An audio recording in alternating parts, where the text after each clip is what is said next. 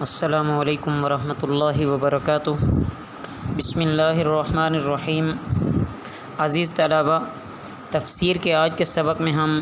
وقال الذین کفروا لولا نزل علیہ القرآن جملۃ واحدہ یہاں سے شروع کر رہے ہیں، توجہ کیجیے۔ اعوذ باللہ من الشیطان الرجیم، بسم اللہ الرحمن الرحیم۔ وقال اور کہا الذین کفروا جن لوگوں نے کفر کیا، لولا کیوں نہ، نزل نازل کیا گیا، علیہ القرآن اس پر قرآن، جملۃ واحدۃ ایک ہی بار، کذالک اسی طرح، لنثبت بہ تاکہ ہم قوی کریں اس سے، فؤادہ کا تمہارا دل، ورتلناہ ترتیلا اور ہم نے اس کو پڑھا ٹھہر ٹھہر کر، ولا یأتونک اور وہ نہیں لاتے تمہارے پاس، بمثل کوئی بات، الا جئناک مگر ہم پہنچا دیتے ہیں تمہیں، بالحق کی ٹھیک، واحسن تفسیرا اور بہترین وضاحت، الذین یحشرون جو لوگ جمع کیے جائیں گے، علی وجوہہم اپنے منہ پر یا اپنے منہ کے بل، الی جہنم جہنم کی طرف، اولئک وہی لوگ، شر مکانا بدترین مقام ہے، واضل سبیلا اور بہت بہکے ہوئے راستے سے۔ عزیز طلباء، ان آیات مبارکہ میں کفار کے ایک اعتراض کا جواب دیا جا رہا ہے کہ کفار کا اعتراض یہ تھا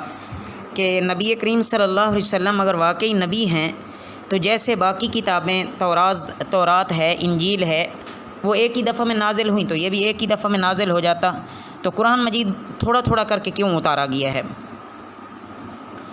اللہ تعالیٰ فرماتے ہیں کہ ہم نے اس کو تھوڑا تھوڑا کر کے نازل کیا ہے تاکہ ہم اس کے ذریعے پیغمبر صلی اللہ علیہ وسلم اور آپ صلی اللہ علیہ وسلم کی اتباع کرنے والوں کے دلوں کو مضبوط رکھیں۔ یہ مختصر سا جواب قرآن دے رہا ہے، اور باقی تھوڑا تھوڑا نازل کرنے میں بہت زیادہ فوائد ہیں جو ایک ہی دفعہ نازل کرنے کی صورت میں حاصل نہیں ہو سکتے تھے۔ مثلا قرآن کا حفظ کرنا اس طرح زیادہ آسان ہے، سمجھنے میں سہولت ہے، کلام پوری طرح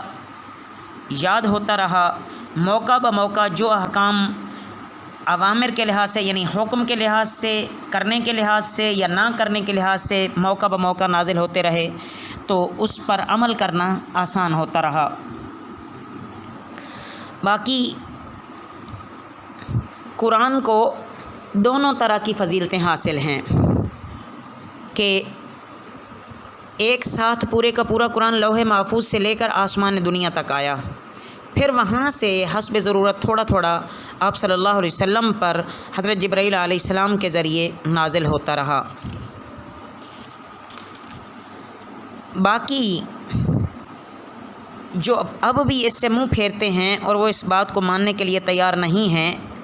سیدھی اور صاف بات کو بھی وہ ٹیڑھا سمجھتے ہیں، تو پھر ایسوں کا انجام تو وہی ہوگا کہ قیامت کے دن ان کافروں کو اوندے منہ جہنم کی طرف گھسیٹا جائے گا۔ وَلَقَدْ آتَيْنَا مُوسَى الْكِتَابَ اور البتہ ہم نے دی موسیٰ علیہ السلام کو کتاب، وَجَعَلْنَا مَعَهُ اور ہم نے بنایا اس کے ساتھ، أَخَاهُ اس کا بھائی ہارون علیہ السلام وزیرا معاون،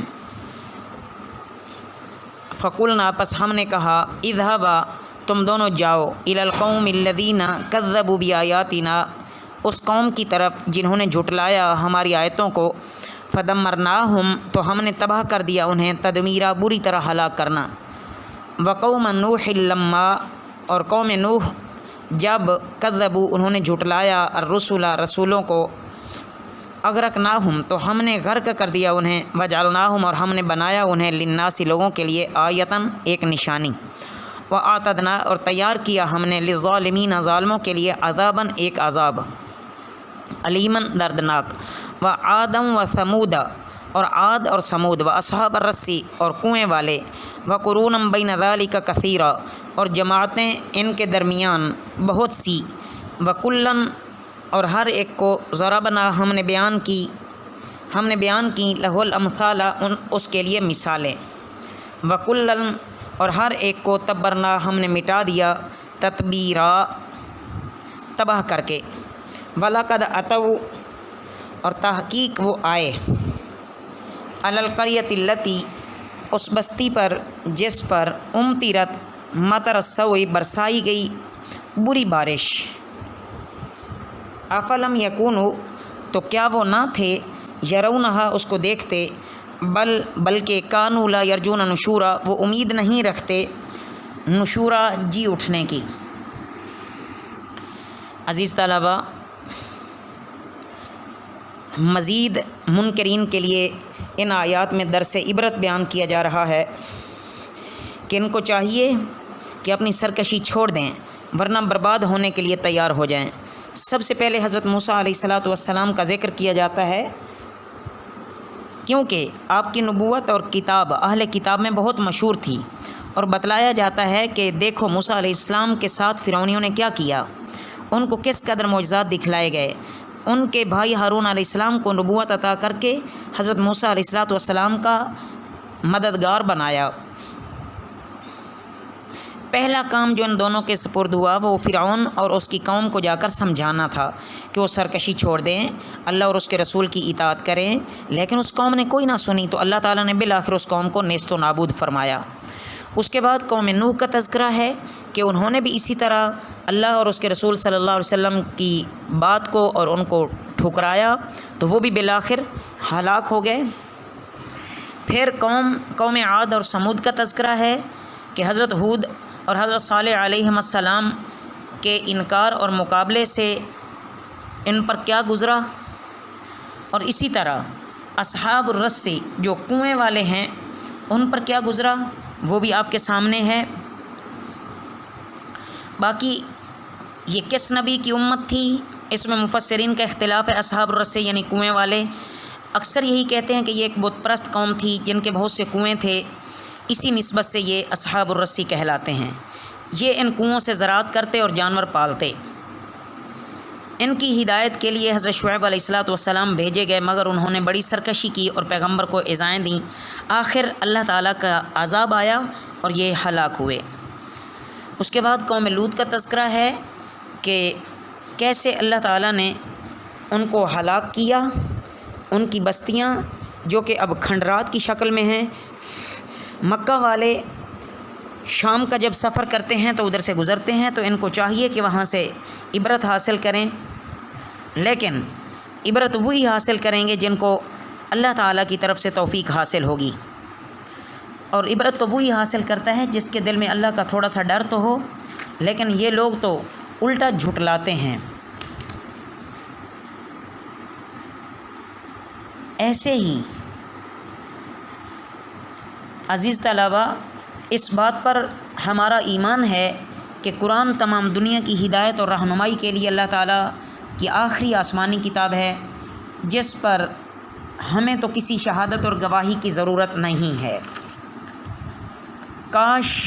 अब भी उम्मत मुस्लिमा कुरान और तालीम नबूवत पर मजबूती के साथ कायम हो जाएं, तो फिर देखें कि अल्लाह ताला की मदद कैसे आती है और अल्लाह ज़िल्लत को इज़्ज़त में कैसे बदलता है, और अल्लाह मुसलमानों की पस्तियों से मुसलमानों को निकाल कर बुलंदियों पर कैसे लाता है। व इज़ा रअौका, और जब देखते हैं वो तुम्हें, इन यत्तखिज़ूनका, नहीं वो बनाते तुम्हें, इल्ला हुज़ुवा, मगर सिर्फ मजाक। अहाज़ल्लज़ी, क्या ये जिससे बअसल्लाहु रसूला, अल्लाह ने भेजा रसूल बनाकर, इन कादा, करीब था कि वो लयुज़िल्लुना, हमें बहका देता, अन आलिहतिना, हमारे माबूदों से, लौला, अगर ना, अन सबरना, हम जमे रहते, अलैहा, इस पर, वसौफ़ा, और जल्द, यअलमुना, वो जान लेंगे, हीन यरौना, जिस वक्त वो देखेंगे, अल अज़ाब, अज़ाब को, मन अज़ल्लु, कौन बदतरीन गुमराह है, सबीला, रास्ते से, अराईता, क्या तुमने देखा, मन इत्तख़ज़ा, जिसने बनाया, इलाहहु हवाहु, अपना माबूद अपनी ख्वाहिश को, अफ़ा अंत तकुनु अलैहि वकीला, तो क्या तुम हो जाएगा उस पर निगहबान, अम तहसबु, क्या तुम समझते हो, अन्न अक्सरहुम, के बेशक उनमें से अक्सर, यस्माऊना, वो सुनते हैं, औ याक़िलूना, या वो अक़ल से काम लेते हैं, انہم نہیں وہ الا کالانعام مگر چوپایوں جیسے، بل ہم اضل سبیلا بلکہ بدترین گمراہ راہ سے۔ عزیز طلبہ، ان آیات مبارکہ میں مزید اللہ تعالیٰ کفار کی نافرمانی کی ایک اور صورت بیان کر رہے ہیں، جو پہلے بھی کئی دفعہ آپ نے پڑھ لی ہے، کہ کفار مکہ آپ صلی اللہ علیہ وسلم کو دیکھ کر بطور استہزاء اور مذاق کے کہتے ہیں کہ کیا یہی ہیں جن کو اللہ نے پیغمبر بنا کر بھیجا ہے؟ کیا تو ان کی یہ ظاہری مالی حیثیت اور کہاں منصب رسالت؟ کیا ساری خدائی میں بس یہی رسول بننے کے لیے رہ گئے تھے؟ الیاذ باللہ، یہ اس طرح کی بے وقوفوں والی باتیں کرتے تھے۔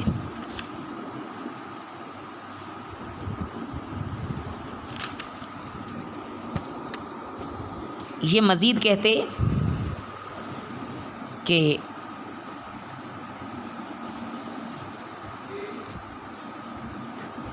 ہم تو اپنے آباء و اجداد کے دین پر جمے ہوئے ہیں، یہ ہمیں ہرگز وہاں سے نہیں ہٹا سکتے۔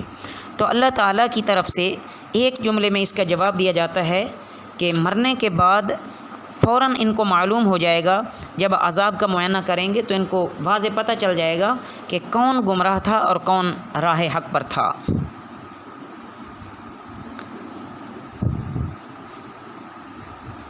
ان آیات سے عزیز طلبہ یہ صاف معلوم ہوتا ہے کہ کفار کے پیش نظر خواہشات نفس کی پیروی رہتی ہے۔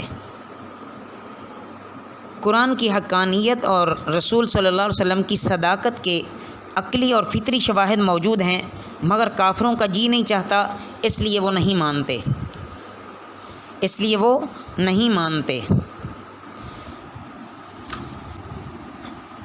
حلت اور حرمت کی قیود کو ان کے نفس برداشت ہی نہیں کرتے، وہ اپنی مرضی سے جس چیز کو چاہتے ہیں وہ حلال قرار دیتے ہیں، جس کو چاہتے ہیں وہ حرام قرار دے دیتے ہیں۔ ایک اور حدیث مبارکہ میں آپ صلی اللہ علیہ وسلم نے فرمایا، سب سے بڑا دشمن تیرا نفس ہے جو تیرے دونوں پہلوؤں کے درمیان ہے۔ الغرض، ان آیات میں کفار کے لیے وعید اور تنبیہ تو ظاہر ہی ہے، مگر اس میں درس عبرت اس دور کے مسلمانوں کے لیے بھی ہے کہ جن پر نفس کی خواہشات کو ماننے کا سکہ جمع ہوا ہے، ان کو بھی چاہیے کہ اپنی من چاہی زندگی چھوڑ کر رب چاہی زندگی گزاریں۔ یہاں رب چاہی زندگی گزار لیں، آخرت میں اللہ من چاہی زندگی عطا فرمائیں گے۔ الم تر الی ربک کیف مد الظل، کیا تم نے نہیں دیکھا اپنے رب کی طرف کہ کیسے دراز کیا سایہ، ولو شاء، اور اگر وہ چاہتا لجعلہ تو اسے بنا دیتا ساکنا ساکن، ثم جعلنا الشمس، پھر ہم نے بنایا سورج کو، علیہ دلیلا، اس پر ایک دلیل، ثم قبضناہ، پھر ہم نے سمیٹا اس کو، الینا، اپنی طرف، قبضا یسیرا، آہستہ آہستہ سمیٹنا۔ تو عزیز طلبہ، ان آیات مبارکہ میں اللہ تعالیٰ اپنی قدرت کے دلائل دے رہے ہیں، مزید نشانیاں بیان کر رہے ہیں کہ سب سے پہلے سایہ کے متعلق بتایا کہ صبح سورج نکلنے تک سب جگہ سایہ ہی رہتا ہے۔ اگر حق تعالیٰ سورج کو طلوع نہ ہونے دیں تو یہی سایہ ہی قائم رہتا، مگر اس نے اپنی قدرت سے سورج کو نکالا، جس سے دھوپ پھیلنی شروع ہوئی، پھر زوال کے بعد ایک طرف سے دھوپ سمٹنا شروع ہوتی ہے، دوسری طرف سایہ لمبا ہونے لگتا ہے، حتیٰ کہ آخر دن تک دھوپ غائب ہو جاتی ہے۔ تو گویا سایہ کے پیچھے دھوپ اور دھوپ کے پیچھے سایہ، یہ اللہ کا ایک نظام ہے۔ وَهُوَ الَّذِي جَعَلَ لَكُمُ اللَّيْلَ لِبَاسًا، اور وہ ہے جس نے بنایا تمہارے لیے رات کو پردہ اور نیند، سباتاً راحت، وَجَعَلَ النَّهَارَ نُشُورًا، اور بنایا دن کو اٹھنے کا وقت۔ یہاں سے عزیز طلبہ یہ دوسری نشانی کہ اللہ تعالیٰ کی مرضی ہے کہ اللہ نے دن اور رات بنائے، رات کو تاریکی کی چادر اس لیے پہنا دی کہ لوگ آرام کرتے ہیں، نیند کو سبب اور رات کا سکون کا سبب بنایا، اس وقت حرکت موقوف ہو جاتی ہے، دن بھر کے کام کاج سے جو تھکن چڑھ جاتی ہے وہ اس رات کے سونے سے اتر جاتی ہے۔ اور پھر وہی اپنی قدرت سے دن کا اجالا کرتا ہے تو نیند سے اٹھ کر ادھر ادھر چلنے پھرنے کا کام شروع ہو جاتا ہے، روزی کی تلاش میں لوگ مصروف ہو جاتے ہیں۔ بہرحال یہ اللہ تعالیٰ کا ایک نظام ہے۔ اللہ تعالیٰ ہمیں اپنے فضل سے اپنا خوف نصیب فرمائیں اور اللہ ہمیں نفسانی خواہشات کی اتباع کرنے سے روک دیں۔ وما علینا الا البلاغ المبین۔